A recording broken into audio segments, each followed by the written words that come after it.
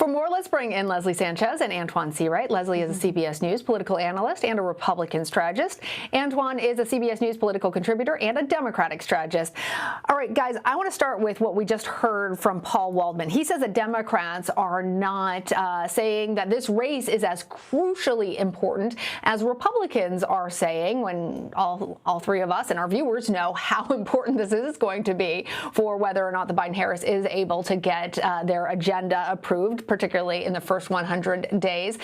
Antjuan, let me start with you. What do you see about this strategy, and why might that be the Democrats' preferred method to try and secure these Senate seats? So I say a couple of things about that. One, I say just because you don't hear it as loud does not mean the conversation is not happening. That's number one. And number two, as you know, Leslie, this business is about expectations. And sometimes you have to under-promise and over-deliver. If there's one thing that, in retrospect, Democrats may look back at the 2020 cycle, particularly down ballot races, and they would say that we probably up the expectations too much, and those expectations did not come to be true. And so we all know how high the stakes are in this race, but also, in the words of Mike Tyson, you have to peak at the right time. And so elevating the conversation around the two elections and their importance must come at the right time. Otherwise, the energy and the enthusiasm will not be there when you need it to be, and that's actually when it's time to put votes in the bank. All right, Leslie, Republicans in Georgia are mad. They thought that their state was red. They thought that they were going to hand the victory, at least in Georgia, to President Trump. They're motivated, and they've now got the balance of the Senate in their hands. Do you think they're going to use that motivation to turn out more Republican voters? I think it's a very interesting way to frame it, because the intensity, whether it be anger, urgency, fear, regret, all of that is driving the election. For a state that you mentioned was traditionally red, to start moving and swaying back and forth really crystallizes how imperative it is to understand the demographic changes happening in Georgia, understand the wants and needs of those voters, and understand technology along with a lot of shoe leather, and getting those voters out is going to be critical. I think the Republican on the positive side is that intensity level. To reference what Antjuan is saying, it's a low, it's already at a boiling point, and I think it will remain at a boiling point until we get to January. It's a sprint for these folks. They see this as a continuation of the presidential election. They are focused on this. And they're not going to let go because of that, because of the signal that it's sending about the state being more competitive. And they feel that if they can retain these seats right now, it plays well into the future in terms of maintaining the stronghold along the South. So all of those elements are in play. Leslie, I want to stick with you for another moment. Senator Loeffler is still self-isolating. How much does this confusion about whether or not, I mean, she has received a positive test for COVID, subsequent test came back inconclusive. There were also two negative tests that were rapid tests that were performed. But the message from her campaign right now is that she is quarantining. Is that going to handicap her? Don't believe it'll handicap her right now, right? Isn't this just the strangest situation where you have candidates kind of moving back and forth, reacting to real-time data? That's what we want people to do. It would be irresponsible to just not be taking tests. It would be irresponsible to just hit the campaign trail as she has traditionally done. This calls for a change in action.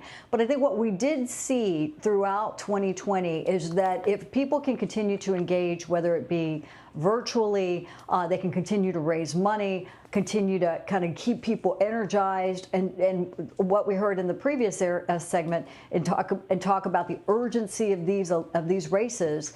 All of that is going to play in her favor, and obviously the most important aspect of that is to remain healthy and keep your team healthy. So that's the responsible approach, and that could be the factor that moves back and forth.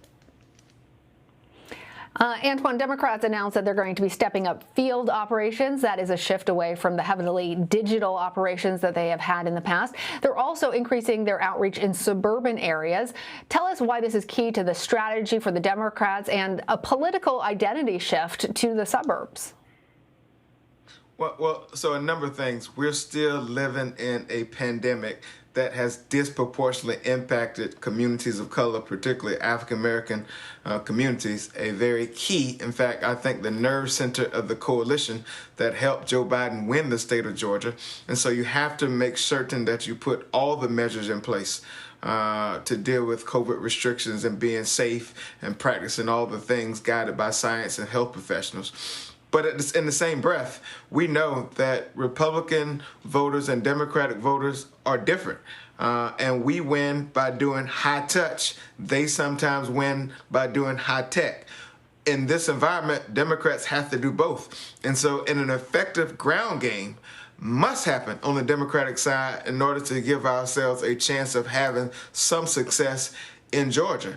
And that looks like engaging voters who came out to vote early in the presidential race, but also engaging with voters who were registered who did not participate, and then finding those crossover voters who may have voted for Joe Biden but did not vote down the ballot for the Democratic candidates, or the opposite, did not vote for Biden at the top but voted for Democrats down the ballot. We have to identify those voters, and until December 7th, that means registering new voters in the state of Georgia. And so a lot of things are going to be happening, but I think it's critically important to have a very high-touch focused campaign if we want to have success. You mentioned about the shift and the type of voters we contact. Look, that great hip-hop philosopher in Atlanta by the name of Ludacris says, "When I move, you move," just like that. I think Democrats have absolutely figured out we have to move to where the votes are that have gotten us across the finish line. Those voters in the 2020 election were suburban voters.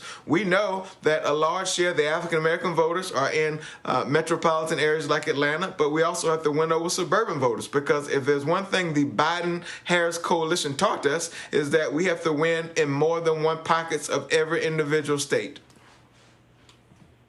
Well, Antjuan, it would be not an appropriate chat with you if there was not at least one great hip-hop philosopher that was quoted.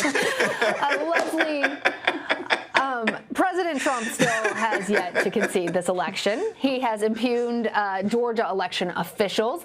He has cast doubts on mail-in voting and how safe they are. But now we are hearing from Republican officials openly encouraging absentee voting. The conservative group Heritage Action for America told Real Clear Politics it has launched an extensive ground operation to help people create a voting plan, and it's prioritizing mail-in voters.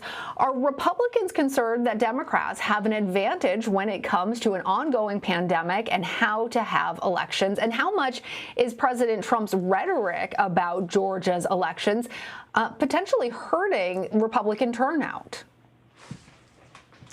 You know, it's a really interesting question. I will tell you, all week I've been fielding calls from numerous organizations, mostly right of center organizations, who are reevaluating how they get the vote out, how they look at data, how they look at mail-in voting for exactly those reasons. They don't feel that this is an area that they've put the right amount of resources in to really understand how it is motivating in a pandemic. We don't know if that's going to continue kind of post-2021, but in the moment, and it's such a crystallized target, every approach is going to be exhausted. That's one thing. Now, with respect to the president and all of those elements, it's certainly a shadow over these campaigns. It is having a longer term ripple effect that will likely be increasingly negative if the president does not concede, if we do not see that transition. But I will tell you, there are still many voters who are extremely frustrated and very much want the president to continue to exhaust those efforts to ensure that their votes are counted and the proper votes are counted. So it's really mixed. I mean, it's just part of this divided country. I wish there was an easier answer. For people that are going to vote, and we're already going to vote in Georgia, this is a continuing motivator. But for those low propensity, low information voters, they're going to see how these direct candidates appeal to them. So it's no longer going to be a national election. It will be a statewide, more local one. Hey, Lana, can I say one thing to Leslie's point? Wait. One sec, Antjuan. I'm going to throw a question to you and to Leslie both on that point. There's been some speculation that with 2 Senate races up, that voters will split. Some will vote. They'll vote for one Republican and one Democrat. But given what Leslie just said and how divided our country is, particularly when it comes to voters in this election, do you think it's really a question of Democrats turning out Democrats who are going to vote for Democrats and Republicans who are going to vote for Republicans?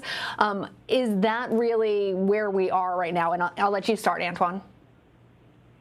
Well, I think runoff elections are much like special elections. They're all about enthusiasm, and they're base-driven turnout elections. And I don't think this runoff and this election will be any different. The only difference is by the mere fact that Donald Trump lost the state of Georgia, so that means that there was some sort of crossover appeal that gives the opportunity for Democrats to take advantage of that once again. Now, the trouble on our side is going to be the fact that there will not be a Joe Biden, Kamala Harris at the top of the ticket.